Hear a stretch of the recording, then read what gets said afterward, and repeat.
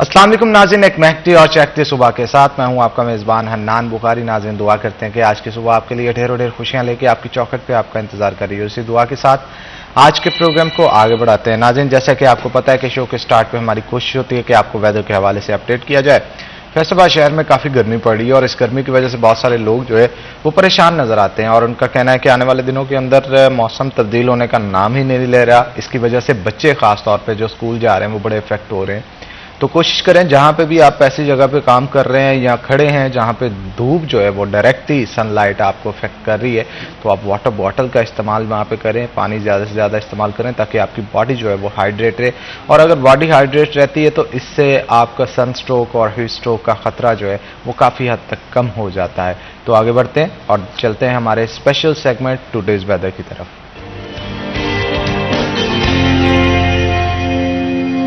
मरियम रजा हमारे साथ मौजूद होंगी। मरियम, बताइएगा क्या सूरत है शहर फैसलाबाद के मौसम की?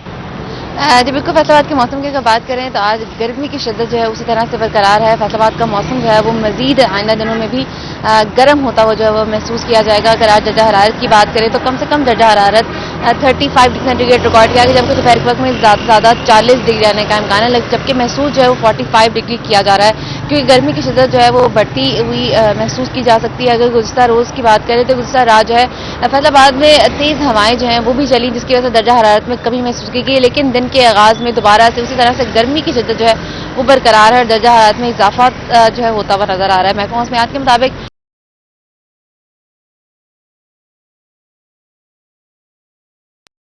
फैसलाबादियों को एहतियाती तदाबीर का कहा गया है कि घर से कम बाहर निकलें, सायदार जगह का इस्तेमाल करें ताकि खुद को इस गर्मी से जो है वो बचाया जा सके। जी मरियम, आप सूरत हाल से आगाह कर रही थी। आगे बढ़ते हैं नाज़रीन, जैसा कि आपको पता है कि हमारी कोशिश होती है कि अपने स्टूडियो से आपकी खुशियों में भी शामिल हुआ जाए। बहुत सारे लोग जो है अपने स्पेशल इवेंट्स की वीडियोस हमें से भेजते हैं। हमारी कोशिश होती है कि वो वीडियोस जो है अपने स्टूडियो से एयर की जाएँ। तो आज एक बहुत ही क्यूट, प्यारे और सुलझे हुए बच्चे मोहम्मद हुसनैन की सालगिरह है, उन्होंने भेजी है अपनी वीडियो। कौन सी है वो वीडियो, आइए आपको दिखाते हैं। मोहम्मद हुसैन बेटा, आपको बहुत बहुत सालगिरह मुबारक हो। बहुत ही प्यारे, क्यूट और खूबसूरत लग रहे थे आप। 2 साल के आप हो गए और हमारी उम्मीद है और हमारी दुआएं हैं कि आप इसी तरह आगे बढ़ते रहें, फैलते रहें, फूलते रहें, अपने माँ बाप का नाम जो है वो रोशन करें और मुल्क पाकिस्तान का नाम भी रोशन करें। इसी तरह तरक्कियाँ जो है वो आपकी ज़िंदगी के अंदर आती रहें। बहुत बहुत शुक्रिया आपका कि आपने वीडियो भेजी। तो आगे बढ़ते हैं नाजरीन, जैसा कि आपको पता है कि हमने वेदर के हवाले से भी अपडेट किया आपको और बर्थडेज की वीडियोस भी दिखाई, और इसके साथ साथ अब हम जो है वो इश्यूज़ के ऊपर डिस्कशन जो है वो ख़ास तौर पे करेंगे। मुल्क की अनस्टेबिलिटी की वजह से, अनस्टेबिलिटी मईशत के हवाले से मैं यहाँ पे बात कर रहा हूँ कि मईशत के हवाले से जो अनस्टेबिलिटी और अनसर्टेनिटी जो है वो चल रही है, उसकी वजह से लोग काफ़ी परेशान, ख़ास तौर पे बिजनेस तबका परेशान नज़र आता है। क्योंकि एक दिहाड़ीदार मजदूर जो होता है वो तो मजदूरी करके अपनी मजदूरी लेके आ जाता है, लेकिन बिजनेस पर्सनस के बहुत सारे स्टेक्स जो हैं इस चीज़ के ऊपर लगे होते हैं कि डॉलर का रेट ऊपर जा रहा है। इसके साथ साथ ख़ास तौर पे क्योंकि ये डॉलर के हवाले से मैं इसलिए भी जिक्र कर रहा हूँ, इंपोर्टर्स और एक्सपोर्टर्स के लिए ये चीज़ बहुत ज़्यादा इम्पैक्ट छोड़ती है।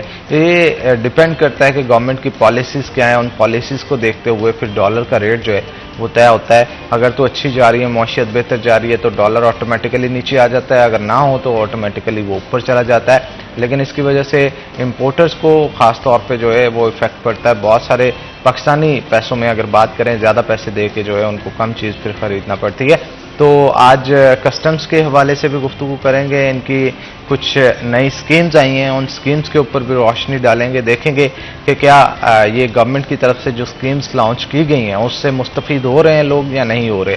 तमाम तो सूरत हाल जानेंगे। हमारे साथ जो आज के गेस्ट मौजूद हैं, मोहम्मद इस्माइल सोहरवर्दी जो कि जनरल सेक्रेटरी हैं कस्टमर एजेंट एसोसिएशन के। आपको वेलकम करते हैं जी शो के अंदर।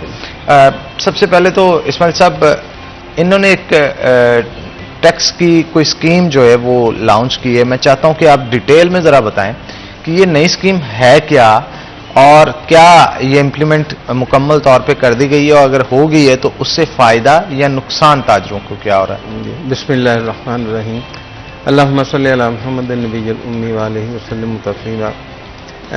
जिस स्कीम का आपने जिक्र किया उस पर बात करने से कबल मैं सिटी 41 का शुक्रगुजार हूँ कि उन्होंने ख़ास तौर पर कारोबारी और सनती हलकों में जितना ये मकबूल है, तो उनके इश्यूज़ को लेके हुकाम बाला तक, ऐवान बाला तक पहुंचाना इसका खासा है। और हमारा इस स्कीम पर आज ये दूसरा प्रोग्राम जो है किया जा रहा है, सिर्फ इसी वजह से कि ज़्यादा से ज़्यादा सनतकार और कारोबारी हजरात जो है मुझसे फ़ायदा उठा सके। तो मैं शुक्रगुजार हूँ सिटी 41 का। जो स्कीम आपने जिक्र किया वो है EFS, एक्सपोर्ट फैसिलिटेशन स्कीम। हुकूमत की हमेशा कोशिश ये होती है कि हमारी एक्सपोर्ट्स जो हैं वो बढ़ें, एक्सपोर्टर्स को हम मैक्सिमम फैसिलिटेट करें ताकि वो इंटरनेशनल मार्केट में कंपटीशन जो है वो कर सके, दूसरे ममालिक का मुकाबला कर सके। तो 2021 में ये स्कीम जो है इंट्रोड्यूस करवाई गई, एक्सपोर्ट फैसिलिटेशन स्कीम। इससे पहले SRO 450 था रॉ मटीरियल की एग्जम्पशन के लिए, 327 था, 492 था, फिर एक DTR स्कीम थी। तो वो सारी अब ख़त्म कर दी गई, उन सबको एक जगह मर्ज करके तो ये EFS स्कीम जो है ये नाफिज कर दी गई। और इसमें दिलचस्प बात यह है कि ये 2021 से नाफिज है, लेकिन हमारा कारोबारी और सन्नती तबका जो है वो इस तरफ आने से कुछ गुरेजा था, मतलब इस तरफ नहीं आ रहे थे। हुकूमत ने फिर ये 14 अगस्त 2023 आखिरी डेट दी थी कि इस तारीख तक जो है इस तरफ आ जाए। पिछले सारे SRO 14 तारीख को ख़त्म हो गए, तो देन एकदम से फिर अब लोग आए। अब लोगों को अंदाजा हो रहा है कि ये कितनी इफेक्टिव है उनके लिए।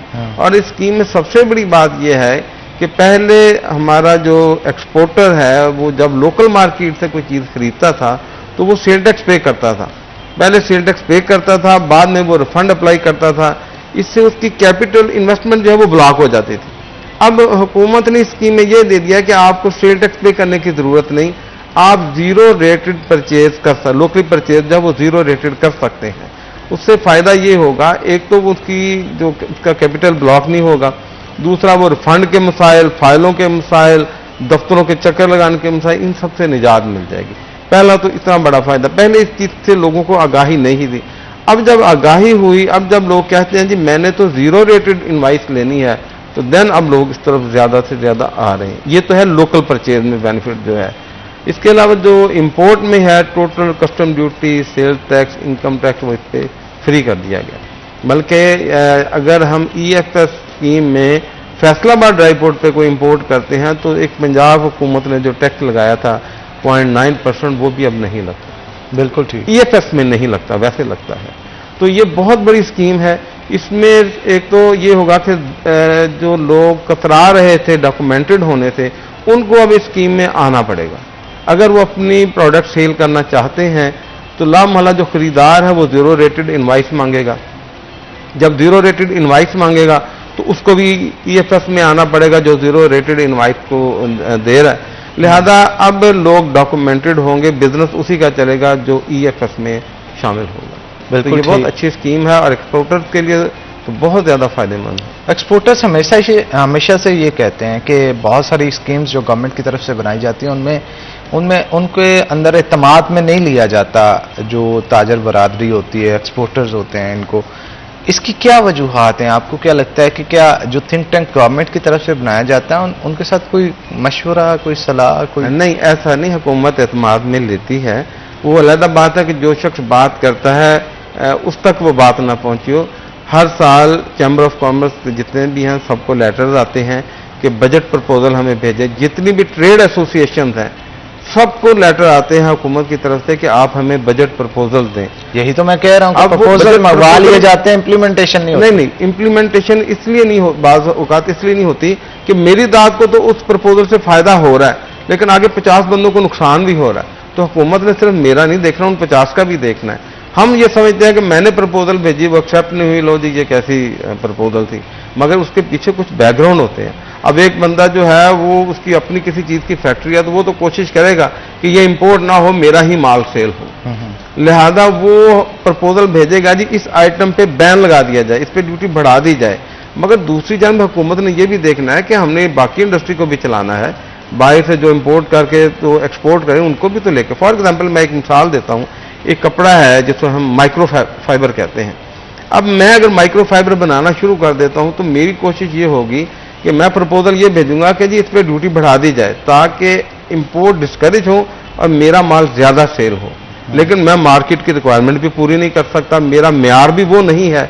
तो हुकूमत ने सिर्फ मेरा नहीं देखना, उन लोगों का भी देखना जो म्यार को भी देख रहे हैं, जिन्हें मार्केट में डिमांड है जिसकी। तो लिहाजा वो तो फिर ड्यूटी नहीं बढ़ाएगी, वो कहेगी नहीं इंपोर्ट भी आने दें, तवाज़ुन नहीं रहता। अगर हम एक बंदे को ही, एक इंडस्ट्री को ही प्रोटेक्ट करेंगे, तवाज़ुन नहीं रहेगा। तो हुकूमत में वहाँ बड़े बड़े कह लें कि तजर्बाकार बंदे बैठे होते हैं और इकोनॉमिस्ट बैठे हैं, वो सारा कंट्रोल कर रहे होते हैं। बज़ाहिर हमें ये लगता है कि हमारी तजवीज़ पे अमल नहीं हुआ, प्रपोजल लाया गया, ऐसा नहीं होता। तो इससे जो EFX आपने स्कीम बताई है, कितने लोग फैसिलिटेट हो रहे हैं इस वक्त? अभी तक फैसलाबाद में तकरीबन 222 इदारे जो हैं वो इसका लाइसेंस ले चुके हैं और कुछ ने अप्लाई भी किया हुआ है, चल रही हैं फाइलें। आपको नहीं लगता तादाद कम है? अभी तादाद बहुत कम है। और दूसरा जो प्रॉब्लम आ रहा है, जो मैं भी फेस कर रहा हूँ, मेरे साथी भी फेस कर रहे हैं, वो ये है कि लोग डॉक्यूमेंट देने में ना थोड़ा सा, मतलब 2 डॉक्यूमेंट दे दिए, 4 रह गए, फिर वो 2 दे दिए, फिर 2 और रह गए। अब वो पहला डॉक्यूमेंट जिस दिन देते हैं तो वो डेट नोट कर लेते हैं कि इस दिन से हमारा काम जो शुरू होना चाहिए, जबकि फाइल जब तक कंप्लीट नहीं होगी तो तब तक तो काम शुरू नहीं होगा। वहाँ पूरा एक चेकलिस्ट बनी है, वो सारे डॉक्यूमेंट्स देने हैं, कुछ बैंक से लेने हैं, कुछ सेल टैक्स रिटर्न हैं, इस तरह की चीज़ें हैं। तो वो डॉक्यूमेंटेशन में देर हो जाती है। या बाद का इस तरह एक और जो बहुत बड़ा प्रॉब्लम आ रहा है, वो ये आ रहा है कि एक बंदा 2 कंटेनर भेजता है एक साल में, लेकिन उसकी कोशिश ये है कि मैं जो लाइसेंस लूँ वो 50 कंटेनर का ले लूँ, ताकि मुझे लोकल परचेज में भी आसानी रहे और को पूछने वाला हो, इंपोर्ट में भी मुझे, मतलब हुकूमत ने जो स्कीम बनाई उसने ये देखना है कि इस बंदे की प्रीवियस परफॉर्मेंस क्या है, उसको भी देखना है। तो नहीं कि बंदे के 2 कंटेनर 50 का हम उसे लाइसेंस दे दें, तो वो भी देखते हैं। ये भी देखते हैं कि इसके पास फ्यूचर के लिए कॉन्ट्रैक्ट कितने हैं।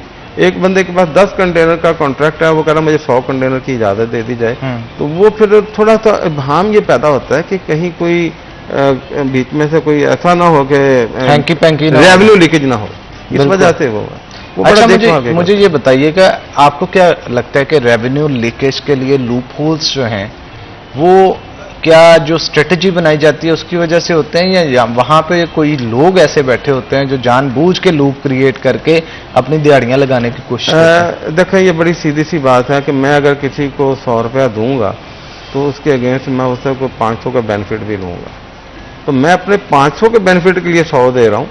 अब जरूरत नहीं कि अगले ने ही 100 मांगा हो, तो मतलब लामला अगर मेरी कहीं कोई खामी है, मैं कोशिश करूंगा उस खामी को दबाने की कि मैं पैसे दे के उसको दबा लूँ। लेकिन जो हुकूमत पॉलिसी बनाती है उसमें ऐसा, अब ये जो स्कीम है, यकीन करें इसमें तो इतना ज़बरदस्त काम किया है कि इंपोर्टर एक्सपोर्टर का निचले स्टाफ से, क्लरिकल स्टाफ से राब्ता ख़त्म कर दिया गया। किसी क्लर्क से मिलने की ज़रूरत ही नहीं है। तो आप फाइल इवन बल्कि कुछ अर्से बाद ये डॉक्यूमेंट्स वैसे ही खत्म हो जाएंगे, ऑनलाइन अप्लाई करेंगे, ऑनलाइन ही आपको लाइसेंस मिलेगा। बेसिकली जो बनाया गया है मॉड्यूल वो इस तरह से बनाया गया है, लेकिन अभी कुछ चूंकि इनिशियल स्टेज है, दूसरा हमारे लोग भी मतलब वो पूरी तरह से कह लें कि इंफॉर्मेशन प्रोवाइड नहीं करते, तो अभी फाइलें चल रही हैं। लेकिन जो हुकूमत का नुक्ता नज़र है वो ये है कि इसे पेपरलेस बिजनेस इसे किया जाए। अब हम जब अप्लाई करते हैं वो डायरेक्ट जो है वो कलेक्टर के पास जाती है फाइल, फिर वो आगे मार्क होकर प्रोसेस होकर ऊपर जाती है। किसी क्लर्क के पास हमें फाइल नहीं जमा करवानी पड़ती, किसी क्लर्क से नंबर नहीं लगवाना पड़ता। तो इस वजह से हुकूमत की कोशिश तो ये है कि रेवेन्यू लीकेज को रोका जाए, लेकिन जो लीकेज करने वाले, करवाने वाले हैं वो अपने रास्ते तलाश करते रहते हैं। अच्छा, ये सिलसिला चलता रहता है, ये अज़ल से चल रहा है, ये चलता ही रहना है, अज़ल से अब तक चलता रहता है। अच्छा, चले मुझे ये बताइएगा, इंपोर्ट्स में कितनी कमी आई है या कितनी बढ़ी है, और एक्सपोर्ट के हवाले से भी एनालिसिस करिएगा, ये ब्रीफली दोनों चीज़ों पे इनके इम्पैक्ट्स और इसके साथ साथ वजूहात क्या है कम होने की या बढ़ने की। मैं समझता हूँ आज के हमारे प्रोग्राम का ये सबसे खूबसूरत सवाल है। आपने उस दुखती रग पे इंपोर्टर एक्सपोर्टर की वो हाथ रखा। पहले हम इंपोर्ट पे बात करते हैं। पिछले दिनों असेंबली में भी और माइक पे आके बड़ा टीवी पे अनाउंस किया गया कि हमने इंपोर्ट खोल दी गई है। ऐसा बिल्कुल नहीं है। सिर्फ चंद ऐसे शोबाजात हैं जिनकी इंपोर्ट पहले भी खुली थी, अब भी खुली है, जिनमें एक इंपोर्ट कम री एक्सपोर्ट है, फार्मास्यूटिकल है, फूड से रिलेटेड जो है वो है, और मेडिसिन से, मेडिकल से रिलेटेड जो फील्ड, ये शोबाजात जो हैं इनकी इंपोर्ट अभी भी खुली है, पहले भी ठीक थी। लेकिन जो जनरल इंपोर्ट है जिसमें बहुत सारे शुबहात इन्वॉल्व हैं, वो अभी तक बिल्कुल नहीं खुली। बैंक जो है वो डॉक्यूमेंट्स उसी रूटीन में मतलब देते हैं, लेट होने के बाद डॉलर नहीं मिल रहा। अब दूसरी बात, जो आपने एक्सपोर्टर्स के मसाइल की बात की, आप यकीन करें मैं हैरान हूं कि ये लोग कैसे, एक्सपोर्टर जो है कैसे सरवाइव कर रहे हैं, कि हमें ये ही नहीं पता कि एक चीज मैंने आज 200 रुपए की खरीदी है और मैंने 200 रुपए की खरीद के हिसाब से सौदा कर लिया, कॉन्ट्रैक्ट कर लिया। अब जब मैं बाजार में लेने जाता हूं तो वो 300 की होती है। डॉलर का रेट जो है जब मैं सौदा कर रहा हूं कुछ है, जब मैं बाजार में जाता हूं तो कुछ है। फिर उस एक्सपोर्ट को कंप्लीट करने के लिए मैं जब इंपोर्ट करता हूं तो मेरी फिजिबिलिटी जो है वो उस पर नहीं आ रही। अब एक आइटम है जो $220 कह लें कि 2.20 डॉलर पर केजी हमें मिलती है, तो यहाँ उसकी जो वैल्यूएशन है वो 3.50 की जा रही है। वजह क्या है कि मार्केट का और वैल्यूएशन का आपस में राब्ता नहीं है, या एसोसिएशन ने उनसे राब्ता नहीं किया कि इसकी प्राइस कम हो गई है, आप भी अपनी वैल्यूएशन कम करें। जब वैल्यूएशन कम होगी, टैक्सेस कम होंगे, इंपोर्टर को सस्ता पड़ेगा, वो जब इंटरनेशनल मार्केट में एक्सपोर्ट करेगा तो वो मुकाबला कर सकेगा। तो हमारी जो तवाज़न नहीं है, जो स्टेबिलिटी नहीं है, ये बहुत ज़्यादा मुतासर कर रही है एक्सपोर्ट को। हमारा अल्हम्दुलिल्लाह अल्लाह ताला का हमारे मुल्क पे इतना कर्म है, इतनी नेमतें हैं हमारे पास, लेकिन उनको कोई प्रॉपर फोरम नहीं है, कोई यूटिलाइजेशन का प्रॉपर तरीका नहीं है। कोई बंदा ये नहीं कह सकता। अब जर्मनी में जब वो फेयर लगता है तो पाकिस्तान से लोग जाते हैं, अब वो जो उस वक्त सूरत हाल होती है वो कैलकुलेट करके वहां से रेट दे के सौदा करके आते हैं। जब मुल्क में वापस आते हैं तो पता चलता है कि बिजली का रेट भी चढ़ गया, गैस का रेट भी चढ़ गया, वासा ने बिल भी बढ़ा दिए। अब बताएं, वो जो सौदा करके आया वो तो बेचारा उस पिछले सारे सर्कमस्टांसेस के हिसाब से करके आया था, अब कैसे वो सर्वाइव करेगा? आप यकीन करें पेनीज में बिजनेस कर रहे हैं इस वक्त जो एक्सपोर्टर्स हैं, सिर्फ मुकाबला करने के लिए अपनी बकाल पेनीज में, कि मतलब वो $3 का दे रहा है तो मैं $2.99 का जाके वो दे दूं, $2.09 और समथिंग पे दे दूं, यानी बिल्कुल मिनिमम मार्जिन पे दे रहे। उसके बावजूद बाज़ जो है वो फिजिबिलिटी बाहर नहीं खा रही होती। पॉलिसीज की स्टेबिलिटी इस चीज को बढ़ाने के लिए कितनी जरूरी है? बेसिक बुनियाद ही वही है। जब पॉलिसी ही कोई नहीं होगी तो मैं काम कैसे कर सकता हूं, मैं सौदा कैसे आपको लगता है जो भी गवर्नमेंट आती है अपने हिसाब से चलना शुरू हो जाती है? एक वो पिछली पॉलिसीज को अगर अच्छी भी है तो रोक दी जाती है कि यार अगर इस पे ज्यादा काम हुआ तो फलां गवर्नमेंट का नाम हो जाएगा वो जो करके गए थे। बिल्कुल ऐसे, यही हमारी बैड लक है कि अगर एक हुकूमत अच्छा काम करती है, लोग उसके उस अच्छे काम से खुश हैं, हुकूमत वाले तब्दील हो जाए, वो काम तो जारी रहना चाहिए। मुल्क ने तो मुल्क की बका के लिए वो सिलसिला तो चलते रहना चाहिए। होता यह है कि हर कोई आके अपने नाम का बोर्ड लगाने की कोशिश करता है कि मैंने ये किया, मैंने ये किया, मगर लोग समझ रहे होते हैं कि किया किसी और ने है, ये अपना बोर्ड लगा रहा। मतलब मैं हैरान हूं कि पता नहीं किस गलतफहमी में क्यों नहीं पॉलिसियां जो है वो यकसा रखी जाती। दूसरे ममालिक में हमारा इतबार नहीं किया जाता कि यार आपका पता कोई नहीं आपकी पॉलिसी कब चेंज हो जाए, आपका पता कोई नहीं है कि आप कब जो है वो करवट बदल लें। तो लिहाजा इस वजह से हमारी मार्केट, इंटरनेशनल मार्केट जो है, और फिर हमारा कॉम्पिटिटर कौन है? बांग्लादेश, भारत, नेपाल, चाइना। अब देखिए मुकाबला हमारा किन के साथ है। तो लिहाजा ये मेरी गुजारिश है हुकाम बाला से कि हुकूमत कोई भी आया जाए लेकिन जो अच्छी पॉलिसीज हैं वो चलती रहनी चाहिए, तो ताकि जो एक्सपोर्टर है, जो इम्पोर्टर है, वो उस हिसाब से अपनी कैलकुलेशन में कारोबार तो कर सके, इंटरनेशनल मार्केट में मुकाबला तो कर सके। अब ये जो EFF स्कीम है, ये प्योरली देखें इसमें कितना बड़ा बेनिफिट दिया गया एक्सपोर्टर को कि तुम्हारी कोई ड्यूटी नहीं, कोई टैक्स नहीं, और लोकल मार्केट में भी तुम्हें कोई प्रॉब्लम नहीं। अब ये यानी एक अच्छी स्कीम है, और इसकी सबसे अच्छी बात यह है कि इसमें हमें रिफंड के झंझेलों में नहीं। देखिए ना, आपको पता होगा, हम इसके डिटेल में जरा डिस्कशन करते हैं, लेकिन एक छोटी सी ब्रेक के बाद। तो नाज़रीन, यहाँ पे एक ब्रेक के बाद दोबारा हाजिर होंगे। आपने कहीं नहीं जाना, हमारे साथ रहना।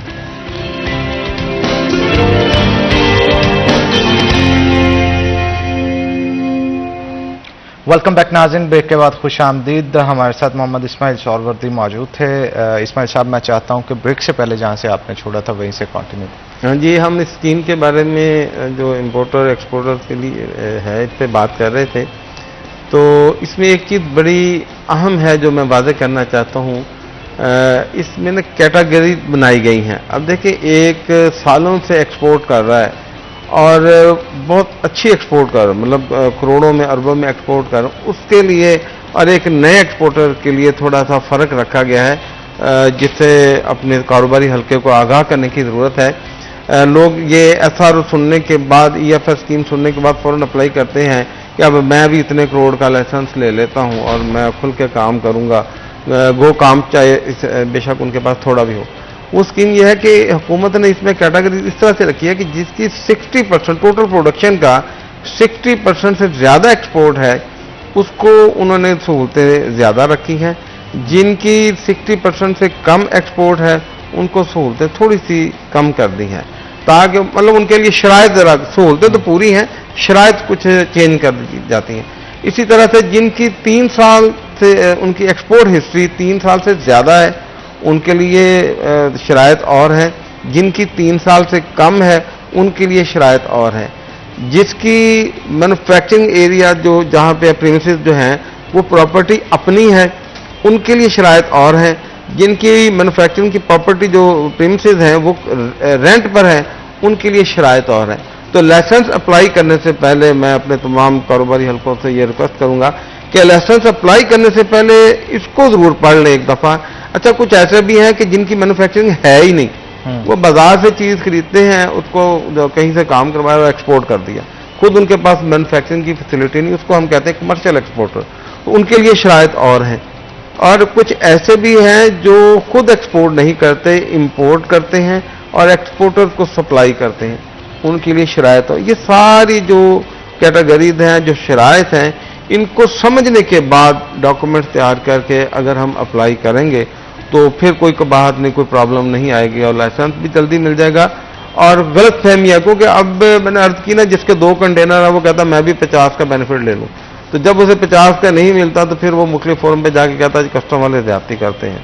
तो इस तरह से ये चीज़ थोड़ी सी अंडरस्टैंड करने की ज़रूरत है। और अगर इसको अंडरस्टैंड कर लिया जाए तो फिर अब किसी जगह बैंक गारंटी भी देनी पड़ रही है, किसी जगह सिर्फ एक इंडेमनिटी बॉन्ड और पोस्ट डेटेड चेक जो है वो देके गुजारा हो रहा है। फॉर एग्जांपल, फैसलाबाद के जो बड़े इदारे हैं जिनकी एक्सपोर्ट अरबों में है, वो खाली इंडेमनिटी बॉन्ड और चेक दे के, क्योंकि उनकी 60% से ज़्यादा एक्सपोर्ट है, लिहाजा वो दे देंगे। मगर एक नया बंदा जिसकी एक्सपोर्ट हिस्ट्री नहीं है, उसको कैसे मतलब जो है वो करोड़ों का, लाखों का लाइसेंस बेनिफिट दे दिया जाए।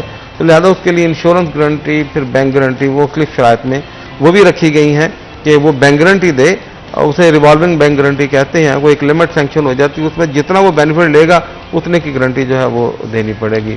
फ्यूचर क्या देख रहे हैं एक्सपोर्ट का? फ्यूचर देखिए, अगर तो हुकूमत स्टेबल हो, पॉलिसीज स्टेबल हों, तो पाकिस्तान की एक्सपोर्ट अच्छी हो सकती है।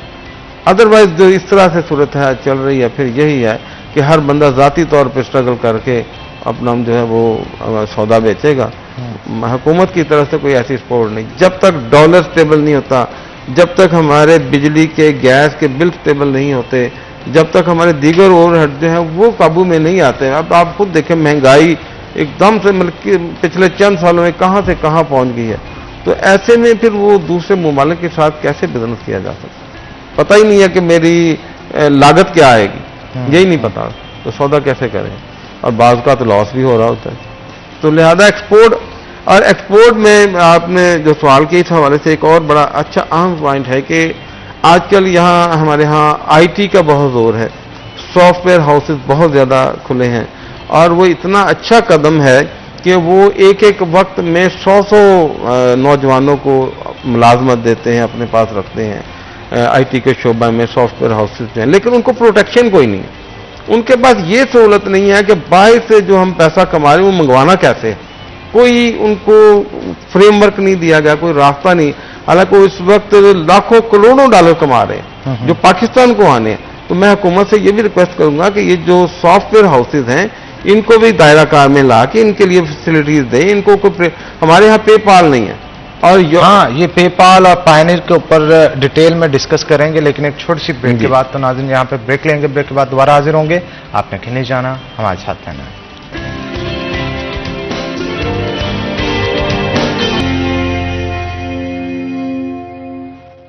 वेलकम बैक नाज़रीन। ब्रेक के बाद खुश आमदीद। ब्रेक के बाद हमें उमैर अजमत हमारे सीनियर रिपोर्टर हैं, उन्होंने भी ज्वाइन किया, उनसे भी गुफ्तगू करते हैं।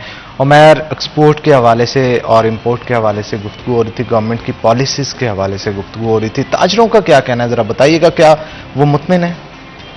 बिस्मिल्लाहिर्रहमानिर्रहीम। देखें हनान, एक्सपोर्ट्स या बरामदात जो होती हैं वो किसी भी मुल्क की मईशत में रीढ़ की हड्डी की हैसियत रखती हैं, और वही मुल्क तरक्की करते हैं जिनकी एक्सपोर्ट्स ज़्यादा होती है। जो मुल्क दूसरों पर डिपेंडेंट होते हैं, मसलन मिसाल के तौर पे अगर वो इंपोर्ट्स करके बाहर से चीज़ें मंगवा के अपना गुजारा करते हैं, तो वहाँ पे तरक्की है जो है वो काफ़ी मुश्किल होती है, क्योंकि आपने जितनी भी कमाई की होती है, आपने जितने टैक्सेस इकट्ठे किए होते हैं, वो सब के सब आपके, तो फिर वो बैरून मुल्क से मसनूआत मंगवाने में, अपनी ज़रूरियात ज़िंदगी की चीज़ें मंगवाने में वो चली जाती हैं।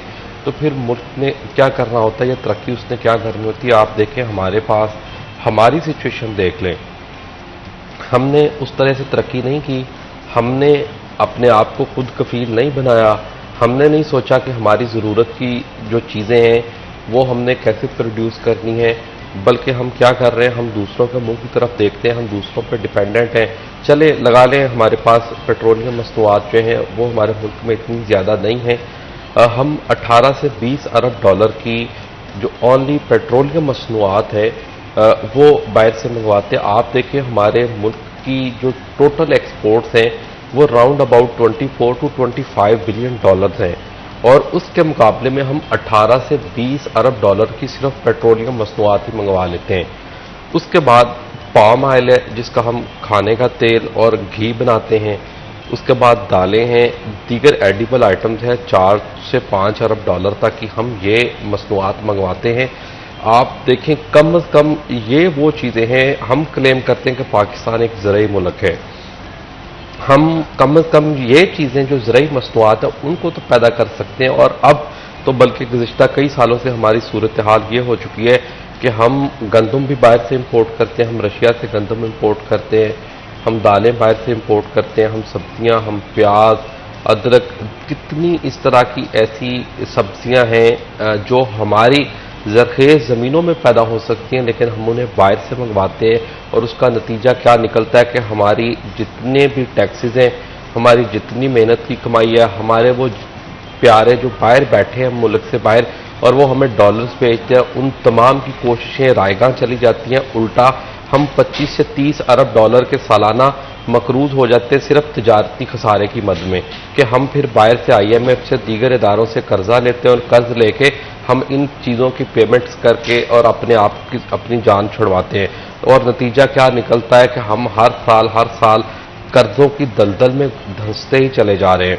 इवन अब तो सिचुएशन ये आ चुकी है उमैर कि कर्जे की किस्त जब मिलती है तो बड़ी खुशी का इजहार किया जाता है और कौम को मुबारकबाद दी जाती है। हमारे सियासतदानों की, हमारे हुक्मरानों की आप तरजीहात देख लें कि वो बजाय इसके कि कोई एग्रीकल्चर पॉलिसी बनाएं, बजाय इसके कि इस चीज़ पे सोच विचार करें कि हम कैसे न सिर्फ एडिबल आइटम्स में बल्कि दीगर चीज़ों की ज़रूरियात में हम खुद कफील हो सकते हैं, तो वो इस बात को जब कहीं से कर्ज मिल जाता है तो उसी पे शादियाने बजाए जाते हैं कि हमें IMF से पैकेज मिल गया। और होता क्या है कि फिर वही उन्हीं शराफिया की जो अयाशियाँ हैं, शाह खर्चियाँ हैं, उन पे वो पैसे लुटा दिए जाते हैं, या जो हमने कर्ज आलमी इदारों के देने उनके सूद की मद में वो अदायगियाँ कर दी जाती हैं, और आवाम को सवाए सख्तियों के उनके हिस्से में कुछ नहीं आता। उनको महंगी बिजली लेनी पड़ रही है, उनको महंगा पेट्रोल डीजल खरीदना पड़ रहा है, गैस के जो बिल हैं वो पहले से कई गुना ज़्यादा बढ़ चुके हैं, यहाँ तक कि उनको जो उनके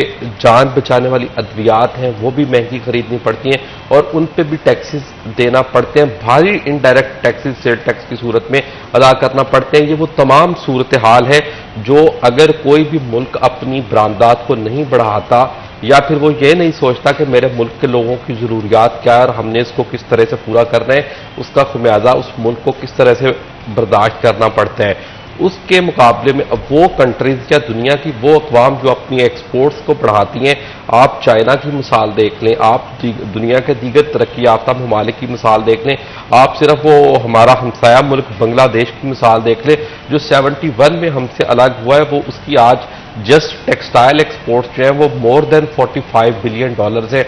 हम आज आप देखें 10-11 से लेकर पिछले 12 से 14 साल के अंदर अंदर हम सिर्फ कहां पे खड़े हैं? 22 अरब डॉलर, 24 अरब डॉलर, 25 अरब डॉलर।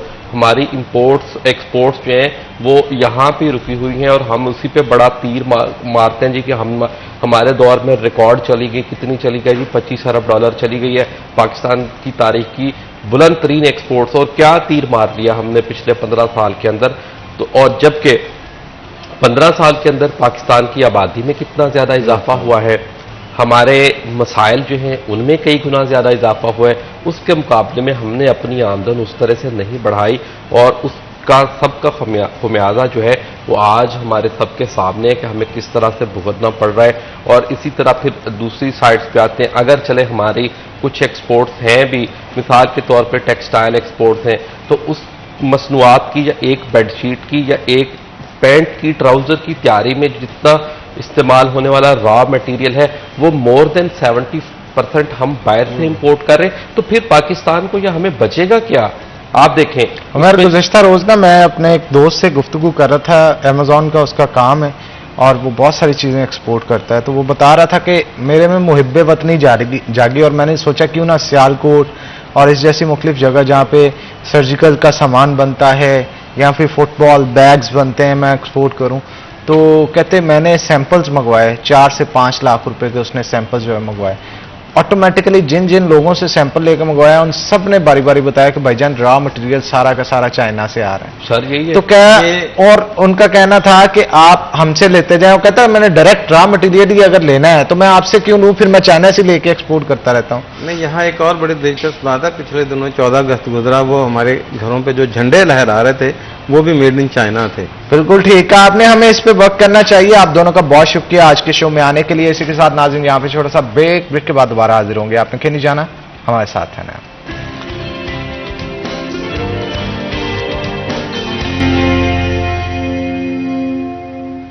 वेलकम बैक नाज़रीन, ब्रेक के बाद खुश आमदीद। सेकेंड हाफ जो है वो हमारा स्टार्ट हो चुका है और जैसा कि आपको पता है कि सेकेंड हाफ के अंदर हमने सबसे पहले आपको जो रेट्स है मार्केट कमेटी की तरफ से एशिया खुरनोश के दिए जाते हैं। हमारी कोशिश होती है कि आपको ना सिर्फ उनके बारे में बताया जाए बल्कि गुज़श्ता रोज़ के साथ उसको कंपेयर भी किया जाता है। तो क्या होंगे आज के रेट्स, देखेंगे हमारे स्पेशल सेगमेंट आज के भाव में।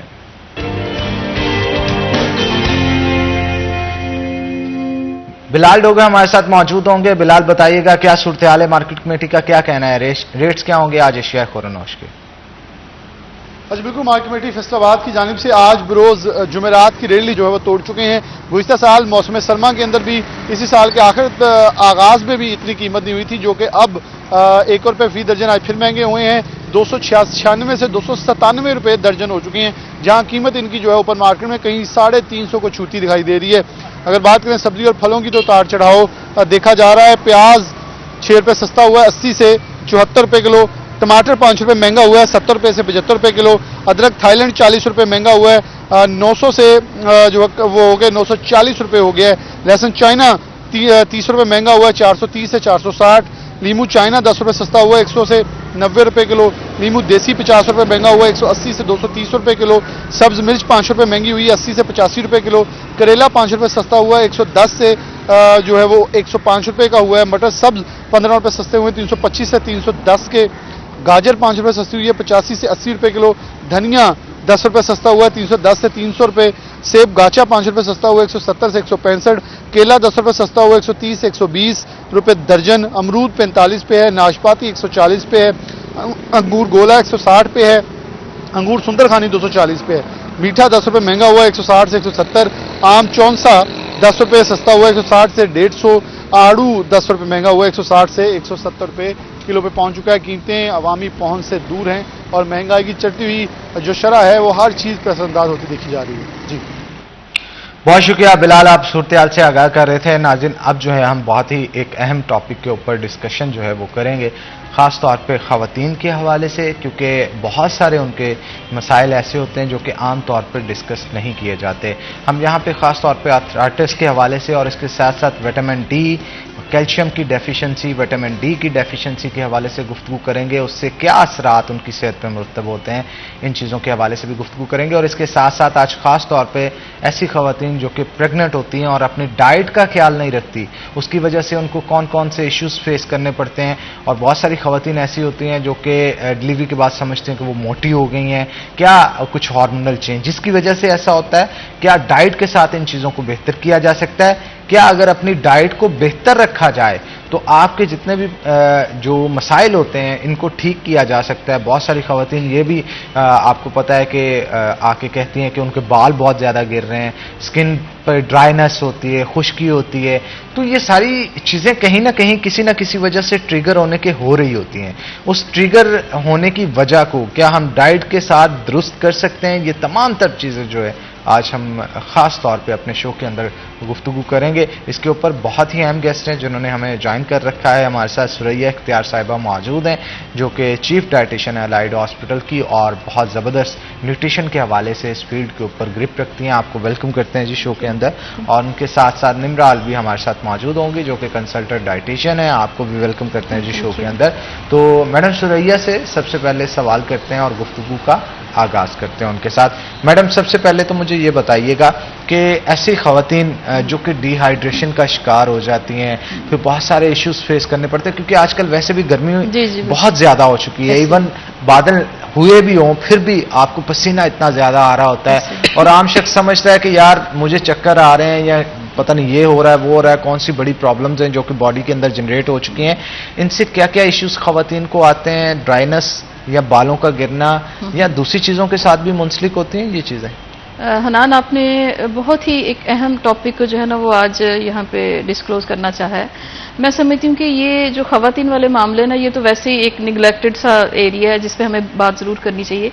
होता ये कि खवातीन जो है ना जनरली आपने भी देखा होगा कि वो अपने घर के दूसरे लोगों की जो है वो केयर करती हैं, जैसे बच्चे हो गए या उनके पेरेंट्स या बहन भाई, तो वो अपनी ज़ात के लिए ना उन्हें अपनी सेहत को अपडेट रखने का इतना ना तो टाइम मिलता है ना ही वो उस पर फोकस करते हैं। जहाँ तक बात है डिहाइड्रेशन की, तो देखिए दो वजूहात होती हैं इसकी डिहाइड्रेशन की। एक तो ये कि कुदरती मौसम ही बहुत ज़्यादा हॉट है और हमें चाहिए कि हम उस हॉट वेदर में ज़्यादा से ज़्यादा पानी पिएं या कुछ और इस तरह की लिक्विड चीज़ें लें कि हमारी बॉडी जो है ना वो डिहाइड्रेटेड ना हो। अगली बात यह है कि अगर ना भी समर सीजन हो, जैसे कोल्ड सीजन होता है, उसमें भी हमारी बॉडी के अंदर एक सिस्टम होता है जिसे हम मेटाबॉलिज्म कहते हैं। वो एक ऐसा सिस्टम है जिसमें फूड बर्न होती है और हीट की प्रोडक्शन होती है, तो खुद ब खुद अल्टीमेटली हमारी बॉडी को पानी रिक्वायर्ड है। ये तो वो चीजें हैं जो साइंटिफिकली है। तीसरी बात ये कि इंसान अपनी गलती की वजह से भी डिहाइड्रेटेड हो जाता है। वो कैसे? आपने देखा कि समर का सीजन है और फ्रिज में पड़ी हुई चीजें भी खराब हो रही हैं, इवन के जो हम बेकरी से ये कुछ लाते हैं कंटेमिनेशन होती है उसमें। जैसे ही हम खाते हैं तो फौरन क्या होता है कि जी हमें डायरिया या कुछ और ऐसा इशू हो जाता है। बहुत केसेस आ रहे हैं आजकल तो हॉस्पिटल्स भरे पड़े हैं गैस्ट्रो के साथ। और फिर ये इतनी खतरनाक एक कंडीशन होती है ना डिहाइड्रेशन की कि इसमें थोड़ा सा भी अगर डिले कर दिया जाए तो इंसान शॉक में चला जाता है। इसीलिए इसको ना इतना लाइट नहीं लेना चाहिए। कोशिश करनी चाहिए कि अगर कोई मामला डिहाइड्रेशन वाला हो उसको घर पे तो आपने एक इमरजेंसी में करना ही है एक फर्स्ट एड के तौर पर, लेकिन कोशिश करें कि उसको हॉस्पिटल एडमिट करवाएं ताकि उसकी डिहाइड्रेशन पूरी हो। और पानी की कमी के साथ मैं आपको अगली बात बताऊं कि जिस्म से मिनरल्स चले जाते हैं, जिस्म से ऐसे मिनरल्स चले जाते हैं कि जिसकी वजह से आपके सेल बॉडी के वो सर्वाइव कर रहे हैं।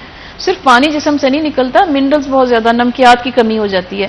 तो फर्स्ट एड के इलेक्ट्रोलाइट्स भी कहते हैं। इलेक्ट्रोलाइट्स, हाँ जी, इसको जनरली ज़ाहिर है इस लैंग्वेज में तो इलेक्ट्रोलाइट वो इम्बैलेंस हो जाता है। और मैं ये समझती हूँ कि इलेक्ट्रोलाइट इम्बैलेंस का माइन्यूट इम्बैलेंस जो है ना वो बंदे की जिंदगी ले लेता है। इसके ऊपर हमें ना बहुत ज्यादा अवेयरनेस देने की जरूरत है कि हम लोगों को बताएं कि आप अपने आप को कैसे इन सारे मरहलों से बचा सकते हैं। तो बेस्ट चीज तो ये कि अल्लाह की बहुत बड़ी नेमत है पानी, आप उसका फ्रीक्वेंट यूज करें। मैडम इसका भी बताएं ना, बहुत सारे लोग पानी भी ऐसा इस्तेमाल करते हैं जो कि पीने से उल्टा ठीक होने की बजाय खराबी पैदा हो जाती है। साफ पानी कितना इंपॉर्टेंट है? देखिए मैं तो एक बात जानती हूँ कि अब तो वो बात भी नहीं रही कि हम ब्रांडेड के ऊपर रहें। वो ब्रांड की भी जो अंदर जो कुछ होता है, आपको पता है कि फूड अथॉरिटी जब चेक करती है तो वो अंदर से क्या निकलता है। तो बेस्ट चीज यही है कि पानी को उबालें, उसे ठंडा करें, हाँ जी ठंडा करें, अपने यानी घर के ही एटमॉस्फेयर में रखें और उसको इस तरह से ना रखें कि बार बार खोल रहे हैं।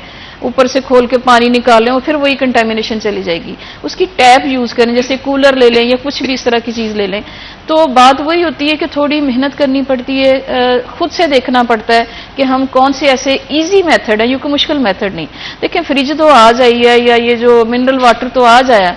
हमारे बड़े तो मुझे याद है बचपन से मैं अपनी अम्मा को देखती थी कि वो खासतौर पे इस सीजन में पानी उबाल के उसको ठंडा करके मटके में डालती होती थी। अच्छा, इसका भी मैडम थोड़ा सा बताएं, ये जो मिट्टी के बर्तन, मटका, हाँ। इनका इस्तेमाल करने का कोई फायदा है? क्या ये वाटर डिकंटेमिनेट करता है या जस्ट? जी मैं बताती। इसमें देखें दो बातें। एक तरफ आप देखें प्लास्टिक के कूलर हैं या कुछ ऐसे बर्तन हैं, उन बर्तनों का उसके अंदर ज़हर असर जाता है। मट्टी जो होती है ना, जब इसके अंदर मट्टी के जो भी बर्तन आप पानी डालते हैं, एक तो ये होता है कि वो अल्कलाइन कर देती है। उसके अंदर अल्लाह ने ऐसे लवाजमात रखे हैं, उसके अंदर मिनरल्स भी रखे हैं कि वो पानी को अल्कलाइन कर देती है। और इससे क्या होता है कि कंटेमिनेशन इस तरह से इसकी खत्म होती है कि पानी नीचे बैठ जाता है, थोड़ी बहुत भी कंटेमिनेशन हो वो नीचे बैठ जाता है। इसमें इतनी अल्लाह ने क्वालिटी रखी है कि फिर अगर आप उसको ऊपर से उतार लेते हैं ना तो वो पानी सारा साफ होता है। इसके जितने भी पार्टिकल होते हैं, नमकियात वगैरह, आपने भी देखा होगा किसी घड़े के टॉयलेट में बैठ जाता है। हाँ जी, तो वो व्हाइट सा एक बन जाता है नीचे उसका ना, तो वो बैठ जाता है, ऊपर वाला पानी बिल्कुल साफ होता है। अच्छा, दूसरा मैं यहाँ पे उन तमाम खवातीन को मुखातिब करना चाहूँगा जो कि इस वक्त हमारा शो देख रही हैं। लाइव शो के अंदर आप कॉल कर सकती हैं, आपके जो भी इश्यूज हैं हमारे साथ डिस्कस कर सकते हैं। आपके स्क्रीन के ऊपर नंबर इस वक्त दिया जा रहा है, आप शो में पार्टिसिपेट करें। हमारी कोशिश होती है कि आपको फ्री ऑफ कॉस्ट जो है वो कंसल्टेंसी हमारे जो एक्सपर्ट्स हैं उनसे लेके दी जा सके, क्योंकि अगर आप हमारा शो देख रहे हैं तो हमारी कोशिश होती है उससे कोई आपको फ़ायदा भी हो। तो अगर आपके कोई इश्यूज़ हैं डाइट के हवाले से या किसी चीज़ के हवाले से, तो आप लाजमी तौर पे कॉल करके हमारे साथ डिस्कस कर सकते हैं। तो हमारे साथ निम्रा अलवी भी मौजूद है। निम्रा, ये बताइएगा कैल्शियम कितनी इंपॉर्टेंट है और विटामिन डी कितना इंपॉर्टेंट है किसी भी खातून की सेहत के लिए? फर्स्ट ऑफ ऑल तो आपने बड़ा अच्छा इनिशिएटिव लिया है। इस डेफिशिएंसी के बारे में लोगों को इतना ज़्यादा आइडिया नहीं होता, तो इसको माइनर समझ के निगलेक्ट कर दिया जाता है। और स्पेशली अगर हम बात करें ड्यूरिंग प्रेगनेंसी, तो ड्यूरिंग प्रेगनेंसी कैल्शियम और विटामिन डी की डेफिशिएंसी बहुत ज़्यादा होती है। इसके वल्नरेबल ग्रुप्स हमारे फीमेल भी हैं, हमारे चिल्ड्रन भी हैं, क्योंकि हमारे जो मिल्क प्रोडक्ट्स हैं ना, स्पेशली वो आजकल बिल्कुल खालिस नहीं आ रहे, जिसकी वजह से उसमें कैल्शियम प्रॉपर तरीके से अवेलेबल नहीं है और हम बच्चों को फीड कर रहे हैं लेकिन उसका इंटेक प्रॉपर नहीं जा रहा, जितनी रिक्वायरमेंट है उतनी बॉडी को नहीं मिल रही।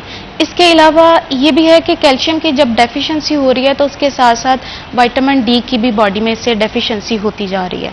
और स्पेशली अगर हम प्रेग्नेंट वुमेन को देखें जो वल्नरेबल ग्रुप्स हैं, ऐसे होता है कि आफ्टर 40s ना आपकी बॉडी में कैल्शियम की प्रोडक्शन रुक जाती है, ठीक है ना। फीमेल के अंदर कैल्शियम की प्रोडक्शन बॉडी में भी हो रही होती है और इनटेक आप उसका डाइट से भी ले रहे होते हैं।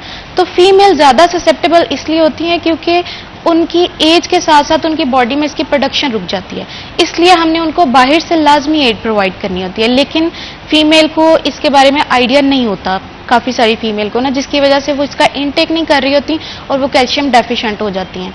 उसकी वजह से उनके बोन्स का इशू आ जाता है, उनको चलने फिरने में प्रॉब्लम आती है। बॉडी का डेफिनेटली ये बहुत अच्छा जो है मेजर एक मिनरल है। बेशक इसकी माइन्यूट क्वांटिटी हमारी बॉडी में रिक्वायर्ड है, लेकिन इसकी डेफिशिएंसी की वजह से बहुत ज़्यादा जो है प्रॉब्लम्स क्रिएट हो रही हैं। आर्थराइटिस वगैरह के इसकी वजह से चांसेस आ रहे हैं, ऑस्टियोपोरोसिस हो रही है फीमेल में, ऑस्टियोआर्थराइटिस के केसेस आ रहे हैं। तो ये जो है इसको हमें कवर करना बहुत ज़्यादा ज़रूरी है। क्या क्वांटिटी लेनी चाहिए कैल्शियम की और कितनी देर बाद लेनी चाहिए? सप्लीमेंट अगर यूज करता है इंसान तो पर डे उसकी कंजप्शन माइक्रोग्राम्स या ग्राम्स में क्या होना चाहिए? अच्छा, जो हमारे पास कैल्शियम के साशे वगैरह अवेलेबल है ना, या एक टैबलेट, वो 1 डे रिक्वायर्ड सफिशिएंट है 1 फीमेल के लिए। उसके कोई नुकसान या साइड नहीं, कोई उसके साइड इफेक्ट्स नहीं होते। समटाइम होता है ना कैल्शियम इनटेक ज्यादा से किडनीज पे इफेक्ट करते हैं। जी ऐसे होता है, लेकिन आपकी वो डाइट से आपको आइडिया हो जाता है ना आप कितना ले रहे हैं। अगर मिल्क और मिल्क प्रोडक्ट्स आप ले रहे हैं, उसके साथ अगर एक साशे आप 1 डे का ले लेते हैं तो that's not a big problem. बल्कि ये वुमेन को जो कि प्रेगनेंसी या लैक्टेशन को फेस कर रही होती हैं, इस टेन्योर से गुजर रही होती हैं, उनके लिए बहुत ज़्यादा हेल्पफुल है। मैडम से बात करते हैं। मैडम, मुझे बताइएगा ये फॉलिक एसिड की क्या इंपॉर्टेंस है ख़वातीन के अंदर, और ये किस लिए इंपॉर्टेंट होता है, और क्या इसकी डेफिशिएंसी से इनको कौन कौन सी प्रॉब्लम्स है जो कि कॉज करते हैं? देखिए, फॉलिक एसिड एक इतनी बड़ी नेमत है कि ये समझ लें एक सेहत की एक चाबी है। अच्छा। हाँ जी, और ख़ास तौर पे ऐसी खवातीन जिन्होंने कंसीव करना होता है, तो फोलिक एसिड क्या करता है कि आपकी बॉडी के हार्मोन्स को नॉर्मल करता है और सेल के अंदर एक इस तरह की एनर्जी पैदा करता है जो फर्टिलिटी की तरफ लेके आता है। तो जो खवातीन जिनको पीसीओएस के मामले होते हैं या कुछ भी ऐसा, या हार्मोनल इम्बैलेंस हो जाता है, यानी शादी हो गई, कंसीव नहीं कर रही, तो उसमें ये कहा जाता है कि इवन के यहाँ तक भी कहा जाता है कि जैसे ही शादी होती है तो फोलिक एसिड शुरू कर दें, ताकि ऐसा ना हो कि प्रेगनेंसी लेट हो जाए और फिर बाद में कुछ और मामलात बने।